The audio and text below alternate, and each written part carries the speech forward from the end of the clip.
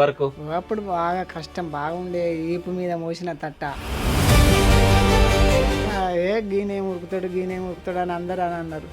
కాకపోతే నేను 496 మందిలో 31 నంబర్ నాది. 31 నంబరు. ఒక్కొక్కరు భూమి పట్టుకొని నడిచిరు ఉరికినాక. నాకేం కాలే, నేను ఇక్కడ నుంచి మందమరి. ఫస్ట్ జీతం ఎంత తీసుకున్నావు? 400. 400. లాస్ట్ జీతం ఎంత తీసుకున్నావు? 90,000 తీసుకున్నా. 90,000 తీసుకున్నావా? ఏం చేస్తుండే 90,000? ఇప్పుడు యాక్సిడెంట్లు అవుతుండే కదా, అంటే ప్రమాదాలు జరుగుతుండే కదా, కొట్టుకుంటాండే అద్దిగుండే అని ఇంకొక అధికారి అన్నాడు.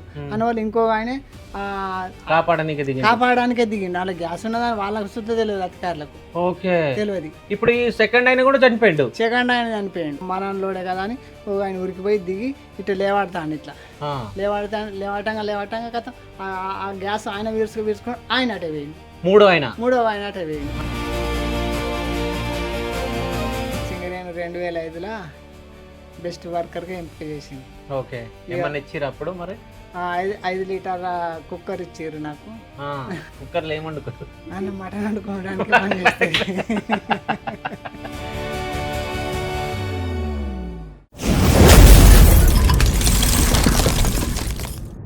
సో ఈరోజు మనం సింగరేణి ఎంప్లాయీస్ గురించి మనం మాట్లాడినాం కదా. అంటే సింగరేణి ఎంప్లాయీగా చేసి రిటైర్మెంట్ అయిన వ్యక్తితోటి మనం ఉన్నాం. అంటే ఎన్ని సంవత్సరాలు చేసిర్రు, అసలు అప్పుడు ఎట్లా ఉంటుండే, ఇప్పుడు ఎలా ఉందనేది మనం తెలుసుకుందాం. నమస్తే పెద్దాయన. నమస్తే. ఏం పేరు? గోగు వెంకట స్వామి. నువ్వు సింగరేణి ఎంప్లాయీగా ఎన్ని సంవత్సరాలు చేసినావు? 32. సో ఎట్లా ఉంటుండే అప్పుడు వరకు? అప్పుడు బాగా కష్టం బాగుండే. ఈపు మీద మోసిన తట్ట, ఈపు మీద మోసి తర్వాత కొంచెం అదే ఆ సీమ్ అయిపోవడంతోటి వేరే నిలువు దట్టకు వెళ్ళిపోయినా. ఓకే, అంటే ఫస్ట్ మోకాల మీద కూర్చొని చేస్తుండేనా? ఓకే, 4 ఫీట్ల ఎత్తుతోటి కూర్చుండి చెమ్మసి కొట్టేది. ఓకే, అంటే మోకాలకు అప్పుడు ఏం కాకపోతుండేనా దెబ్బలు? ఇట్లా అంగేది ఇంత వరకే, అంతవరకే ఉండేది సీమ్, మా నెత్తి వరకే. ఓకే, అంటే హైట్ తక్కువ ఉండే. అండ్ ఒక 3 సంవత్సరాలు చేసిన పిల్లింగ్ చేసినాక తర్వాత ఆ సీమ్ అయిపోయింది, వేరే సీమ్కి పంపింది. పంపినాక నిలువు దట్ట కొన్ని రోజులు అయినాక కథ నాకు కొంచెం శాత కాకపోయినాక జనరల్ మజూరు పెట్టుకున్నా. ఓకే, జనరల్ మజూరు పెట్టుకున్నాక 5 సంవత్సరాలు అన్ని అధికారులు చెప్పిన పనులన్నీ చేసిన. ఓకే, చేసినాక తర్వాత కోల్కట్టర్ ఇచ్చిండ్రు కంపెనీ. ఈయన మంచిగా వర్క్ చేస్తాండి అది అని. ఓకే, కోల్కట్టర్ 22 సంవత్సరాలు చేసిన కోల్కట్టర్. పోగా 7 కిలోల డబ్బు వేసుకొని పోయేది నడిచి 4 కిలోమీటర్లు పోయేది లోపలికి. మధ్యలో ఒక కాడ కూర్చుండేది. ఒక 5 నిమిషాలు విశ్రాంతి తీసుకొని. ఈ మధ్యలో ఎప్పుడన్నా పోయినావా సింగరేణిని చూడనీకి? మళ్ళీ ఇప్పుడు నేను 2018లో అన్ఫిట్ అయినా. అప్పటి నుంచి నేనేం చూడనీకే కూడా పోలేదా? పోలేదు. ఇక మేము చేసేసి వచ్చినాం కదా, ఇంకేం చూడాలి. అంటే ఇప్పుడు చైర్ కార్ అని చెప్పేసి ఒకటి వచ్చింది, జూలలాగా ఇట్లా మనం కూర్చొని కిందికి పోతున్నాం.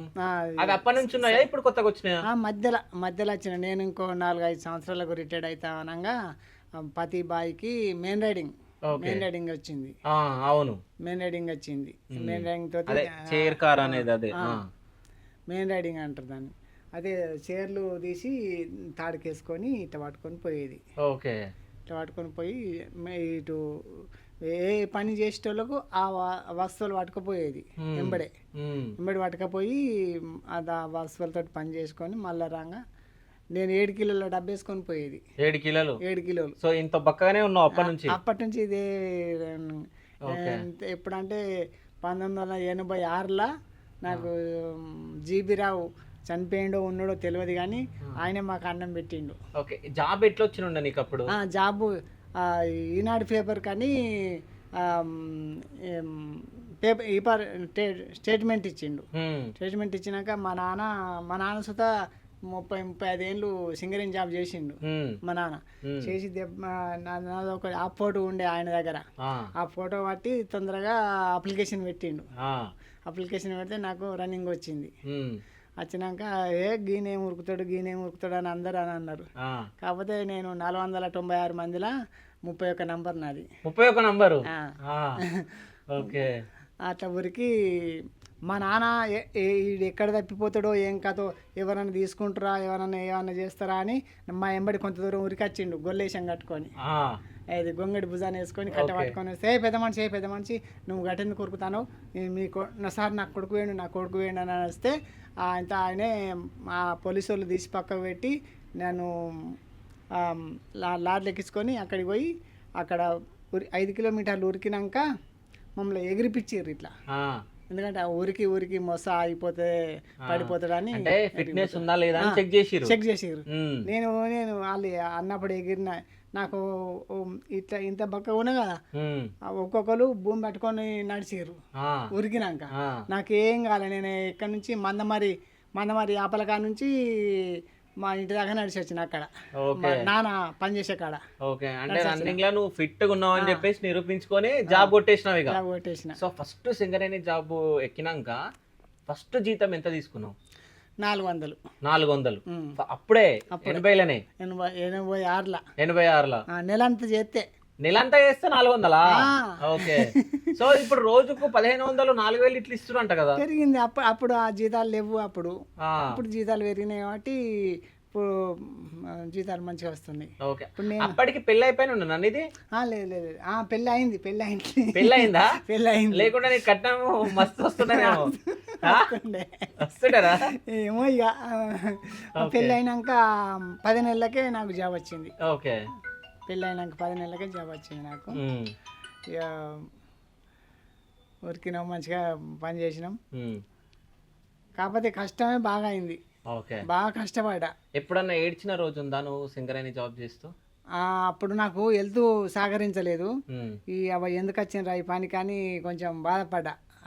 అంగి మోసుడాయే. ఆ పొగల ట్రబ్బులు కనబడకపోయేది. ఇక ఒక్కొక్కరు హుషారుకాల వాళ్ళు ఏం చేస్తారు, గుర్తు పెట్టుకుందరు. నేను వాళ్ళ లెక్కన గుర్తు పెట్టుకుంటే వాళ్ళ తట్ట నా గుర్తు తీసి వాళ్ళ ట్రబ్బుకు పెట్టుకునేది. నేను అదే అని పోసిన అందులో తెలియక. అరే నాది మూల ఎక్కినాక వాళ్ళది మూల ఎక్కినాక తీసి మళ్ళీ నా దానికి పెట్టిండ్రు. నేను అందులో తట్టేస్తే ఏయంగా బడుగు అని చప్పుడైనా వచ్చేది. బడుగు అని చప్పుడైతే ఎత్తటైనా ఏంద్రు మా తట్ట మాది ఇంకా చప్పుడైనా వస్తుందో అనేది. ఇక అటు చూసేల కింద వాళ్ళ తట్ట 2, వాళ్ళ ట్రబ్బు 2 ఉన్నది, వీళ్ళ ట్రబ్బు 2 ఉన్నది. నన్ను అట్లా మోసం చేసిన రోజులు ఉన్నాయి. ఓకే. చాలా మంది. అయితే జాబ్ వదిలేసినప్పుడు బాధ అనిపించిందా? వదిలేసేటప్పుడు ఇంకా నేను మా అల్లునికి ఇస్తాను కదా, నాకేంది ఇక అన్నట్టుగా నేను బాధ ఏం పడలే. ఓకే. ఇప్పుడు ఎట్లుంది? మంచిగా హ్యాపీగా ఉంటున్నావా? పొద్దున లేచి ఏం చేస్తున్నావు? ఎన్ని గంటలకు లేస్తావు రోజు? 4:30కే తెలియబడతాయి నాకు. 4:30కే లేచి ఏం చేస్తావు? ఏం లేదు, జరసేపు కూర్చుంటా, సెల్లు చూస్తా జరసేపు. 6 అట్లా కాగానే బ్రష్ వేసుకొని. సెల్లులో ఏం చూస్తావు? సెల్లులో ఏమన్నా అని చిరంజీవి అవి వస్తాయి కదా. నా వీడియోలు చూస్తావా? వీడియోలు అంటే మీరు నాకు తెలియదు కదా, ఇప్పుడు తెలుసుకో. వీడియో చూడు, సరేనా? సో సింగరేణి ఎంప్లాయీల గురించి ఏమన్నా చెప్పాలనుకుంటున్నావా? ఇప్పటోళ్ళు అంటే వాళ్ళు ఏం పని చేస్తారో మనకి ఎట్లా తెలుస్తానే తెలియదు. ఇప్పటోళ్ళకి చెప్పే అంత నేను కాదులే అంటవా? ఇప్పుడు వాళ్ళు చదువుకున్నారు కాబట్టి వాళ్ళు ఏ పని మీదనే పోతారు. అప్పుడు మాకు చదువు లేదు, ఉట్టిగా గొడ్డటి పురాణం లెక్క ఉరికినాం. అధికారి చెప్పిన పని అలా చేసినాం. అందులోనే అంచెలంచెలుగా నేను ఫస్ట్ పిల్లర్స్ అయిపోయినాక జనరల్ మజూరి ఇచ్చినాక ఇట్లా యాక్టింగ్ చేస్తా అంటే ఒక 5 ఏళ్ళకు కోల్కటర్ వచ్చింది. ఆ కోల్కటర్ తోటి నేను అంతవరకే వచ్చింది నాది జాబ్. చదువు ఉంటేనేమో ఎక్కువ వచ్చు, చదువు ఉంటేనేమో సర్దారు షార్ట్ ఫైర్ అట్లా అయిపోతుంది. ఓకే. అయితే లాస్ట్ క్వశ్చన్ ఒకటి అడుగుతున్నా. సో నువ్వు ఫస్ట్ జీతం 400 తీసుకున్నావు కదా నెలకు, లాస్ట్ జీతం ఎంత తీసుకున్నావు? ఏది ఇప్పుడు నేను అన్ఫిట్ అయ్యాను 90,000 తీసుకున్నా. 90,000 తీసుకున్నావా? ఏం చేస్తుండే 90,000? 90,000 అంటే పేరుకు 90,000 కానీ అన్నకెళ్ళి 30,000 కటింగ్ అయిపోయింది. ఇప్పుడు పెన్షన్ అవి ఏమైనా వస్తాయా? పెన్షన్ వస్తుంది. ఎంత వస్తుంది? 16,800 వస్తుంది. 16,800. ఏం చేస్తావు 16,800? ఇక మా ఏమున్నది, ఇద్దరికి పెళ్ళి అయింది, ఇంకొక అమ్మాయి పెళ్లి కాలేదు. ఇక ఆమె అమెరికా పోయింది. ఇక ఆ పెంచిని ఇంతంత నేను విలేజ్లో ఇంత పొలం చేస్తున్నా. ఎన్ని ఎకరాలు ఉంది? 2 ఎకరాలు ఉన్నది. ఆ 2 ఎకరాలకు ఇంత పెట్టుబడి పెట్టుకుంటా నేను. మా ఇద్దరం భార్యాభర్త. అయితే కళ్ళకి ఆపరేషన్ అయిందంట, నీకు ఏమైంది కళ్ళకి? కళ్ళు కనబడలే. నేను అప్పుడు పొగల బ్లాస్టింగ్ అయినాక నేను పొగల పోయి ఒక్కోసారి గాలి రిటర్న్ సరిపోక పొగ వెళ్ళకపోతే అదే పొగలనైనా నేను డ్రెస్సింగ్ చేసుకొని అధికారులు వస్తే మళ్ళీ ఏమంటారు ఏం కథ అని ఆయనతో నేను పొగలనే పోయి డ్రెస్సింగ్ చేసేది. ఓకే. అయితే అప్పుడు యాక్సిడెంట్లు అవుతుండే కదా, అంటే ప్రమాదాలు జరుగుతుండే కదా, అట్లాంటి నువ్వేమన్నా చూసినావు? అంటే నీ ముంగట చచ్చిపోయిన వాళ్ళ ఏమన్నా చూసినా? చూసాను. ఏమైనా సిచ్యువేషన్? 6B టెనింగ్ లైన్లో గ్యాస్ వచ్చింది. కింది 4 సింకుని 3 సింకు ఒక హోల్ ఉండే. ఆ హోలు వాళ్ళు మూసిరు కానీ దాని మీద కప్పేసి చేయలేదు. అందులో ఒక నెల రోజుల క్రితం నిచ్చెన ఉండే. నిచ్చెన వేసి తుంట తీసిర్రు వాళ్ళు. ఆ తుంట తీస్తే వాళ్ళు ఆ నిచ్చెన మర్చిపోయి నిచ్చెన తీయక ఇక వేరేటో ఆయన వేరే ఎలక్ట్రీషియన్ వెళ్ళిపోరు, పిట్టర్ వెళ్ళిపోరు. అన్నం బెల్ట్ పడేసిండ్రు ఎవరో. ఇప్పుడు బెల్ట్ కట్ అయితే ముక్కలు అయితే ఇది ఎందుకు అని వారితే ఆ పోయి అందులో పడ్డది. ఆయనే కోసుకోవడానికి దిగిండు. తీద్దామన్నట్టు దిగిండా? కోసి మీదికి తీద్దామని నేను దిగిండు. దిగినాక ఆయన అందులోనే గ్యాస్ వచ్చింది.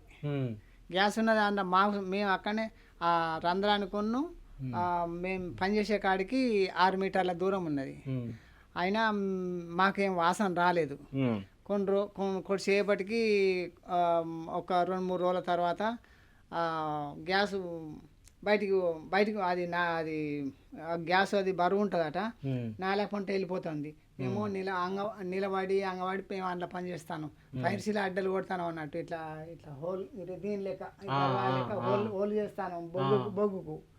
చేసేటప్పుడు అది ఆ గ్యాస్ అది బరువు ఉంటుందట, అది నేలగుంట వెళ్ళిపోయింది. ఇక మాకేం కాలేదు ఆడ. అయితే ఆయన అందులోకి హోల్లోకి దిగిండు కాబట్టి ఆయన అదేంటి కరిసేదా కొట్టేదా అంటేనే కథం చనిపోతారు. గ్యాస్ కొంచెం గాలి తీసుకుంటేనే చనిపోతారు. అదే గాలి పీల్చుకుంటే చనిపోతారు. అందులోకి వేయండు. అందులో వాడేవాక మేమైంది అది ఇండియాలో పడ్డరు అని ఊరికి పోయి మెయిన్ బెల్ట్ ఆపించినాం. వాళ్ళు అట్ల వాళ్ళు ఇట్ల వాళ్ళు అందరూ ఏమైంది అంటే అందులో పడిపోయిండు అంటలకు ఓళ్ళని కోలు అందరూ ఊరికి వచ్చారు. ఊరికి వచ్చినా సరే కొట్టుకుంటాండే అదిగుండే అని ఇంకొక అధికారి అన్నాడు. అందువల్ల ఇంకో ఆయన కాపాడడానికే దిగిండు. అలా గ్యాస్ ఉన్నదని వాళ్ళకి శుద్ధ తెలియదు అధికారులకు. తెలియదు. ఇప్పుడు సెకండ్ ఆయన కూడా చనిపోయాడు. ఓకే. ఫస్ట్ ఇప్పుడు పడ్డ ఆయనను మేము కాళ్ళు ఇట్ట వాటికి గుంజినాం. ఇట్ట గుంజితే కిందికి 50 కిలోల వజన్ ఉన్నాక కొస బూటు వాటి గుంజితే మాకు రాలేదు. రాకపోయినాక మాకు కష్టపడక పోయి ఆయన బెల్ట్ బంద్ చేసి వీళ్ళని పిలిచి ఊరికి వచ్చిండు. ఆయన ఇద్దరు చనిపోయారు. మూడో ఆయన ఏమైందంటే అరే కొట్టుకుంటాండే దిగుండా అని అధికారాన్ని వల్లే ఇది మనోడే కదా అని ఆయన దిగుండు అంటుండే కానీ ఆయన మాత్రం దిగుతలేదు. ఆఫీసర్లు దిగరు కదా, మాతో పని చేసే వరకే వాళ్ళు. ఆఫీసర్ దిగరు. దిగుండు అని వల్ల ఇక ఆయన అరే మనోడే కదా అని ఇంకా మనలోడే కదా అని ఆయన ఊరికి పోయి దిగి ఇట్లా లేవాడతాను. ఇట్లా లేవాటంగా కదా ఆ గ్యాస్ ఆయన వీర్చుకొని ఆయన అటే వేయండు. మూడో ఆయన అటే వేయండు. అటు పోయినాక అరే ఎట్లా అయింది గిట్ట అంటే వాళ్ళకు అందులో వాడోళ్ళని తీసడానికి మన ఇది వీళ్ళు రెస్క్యూ టీం వాళ్ళు వెయిటింగ్ లైన్ కాలనీలో ఉండే. వాళ్ళని పిలిపించిన వాళ్ళు వచ్చి తీసేళ్ళకి ఇలా గ్యాస్ ఉన్నది అని వాళ్ళని తీసిరు. మమ్మల్ని మేము అప్పుడు పైర్సీలు అడ్డలు కొడతాను అన్నట్టు, ఇదే ఓళ్ళు కొడతాను ఇట్లా సైడ్కు. మమ్మల్ని తీసుకుపోయి వేరే కాడ నుంచి మన ఇవి గోడలు కట్టినవి ఉంటాయి కదా, ఆ గోడలను వలగొట్టడానికి మమ్మల్ని అటు తీసుకుపోయారు. వీళ్ళని ఎట్లా తీసిరు ఆల్రెడీ తీసి డైరెక్ట్ హాస్పిటల్కి గోదావరికాని హాస్పిటల్కి తీసుకుపోయారు. తీసుకుపోయినాక అక్కడ ఎవరెవరు ఉన్నారు, ఎట్లా చనిపోయిండు, ఏం కదా అని మమ్మల్ని లేని కొచ్చాను లేచారు. మమ్మల్ని ఎట్లా ఎట్లా చనిపోయండి ఏం కథ, మీరు ఉన్నది ఉన్నట్టు చెప్పండి, ఇటు చెప్పండి అటు చెప్పండి అంటే ఆయన బెల్ట్ ఉన్నదని ఆయన దిగడానికి వేయండు. ఎవరు అడిగిరు ఇవి? పోలీసు వాళ్ళు అడిగిరా మీ దగ్గర? ఈడ అధికారులు మా అధికారులు. దగ్గర ఉన్న అధికారులు ఒక్కొక్కరిని విడ తీసుకుంటా రూమ్లో కూర్చుని పెట్టుకుంటా అడిగి కాదు, నువ్వు అప్పుడు చెప్పాల్సింది దిగండి దిగండి అని ఒక ఆయన చెప్పింది చూడు, ఆయన అడగమని చెప్పాల్సింది. ఆయన లేడు, పారిపోయాడు. ఎటువారా అంటర్ మేనేజర్ ఎటువారా అంటే ఆయన ఉరికిపోయి పారిపోయాడు. పారిపోయి 4 రోజుల దాకా డ్యూటీకి రాలి ఆయన. ఓకే. ఎందుకంటే ఆయన మీద పడుతుంది. అయితే అట్లా చనిపోయారు కదా ముగ్గురు ఒకటేసారి, నీకు ఏమనిపించింది? భయమైందా? అప్పుడు భయమైంది బాగా.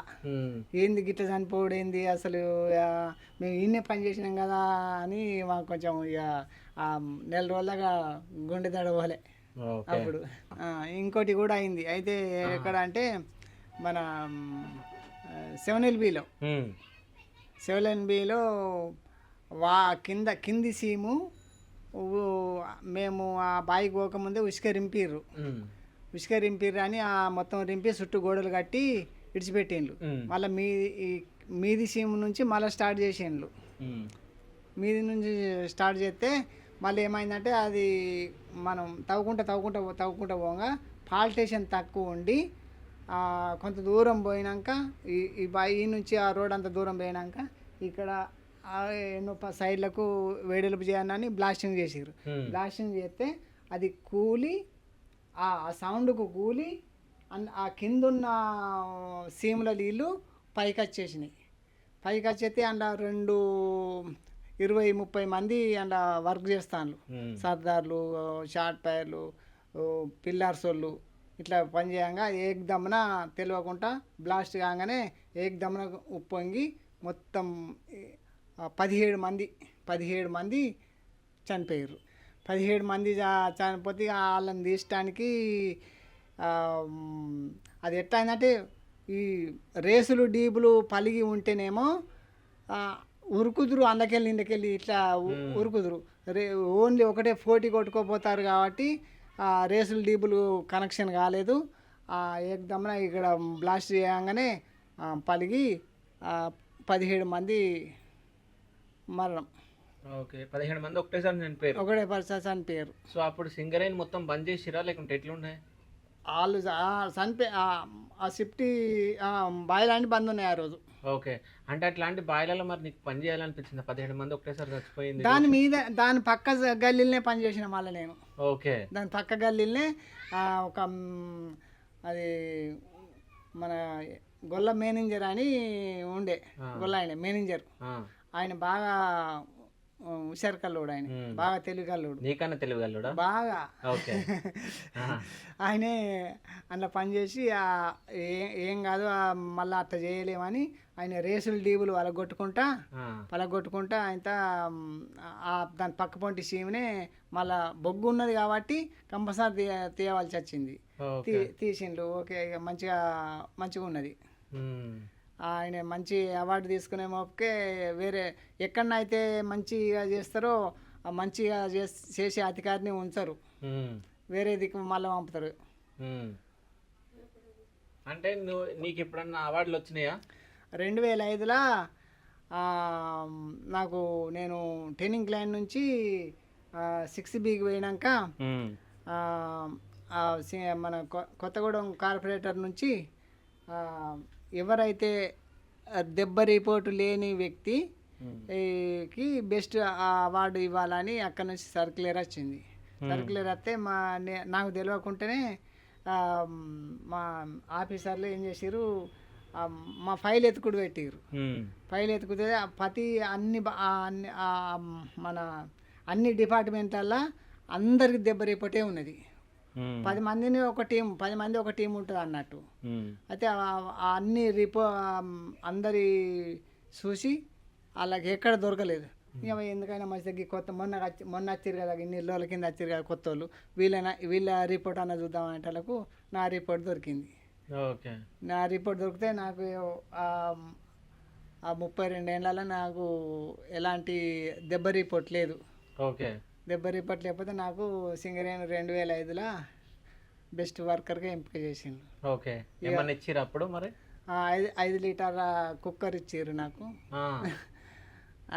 ఇచ్చారు.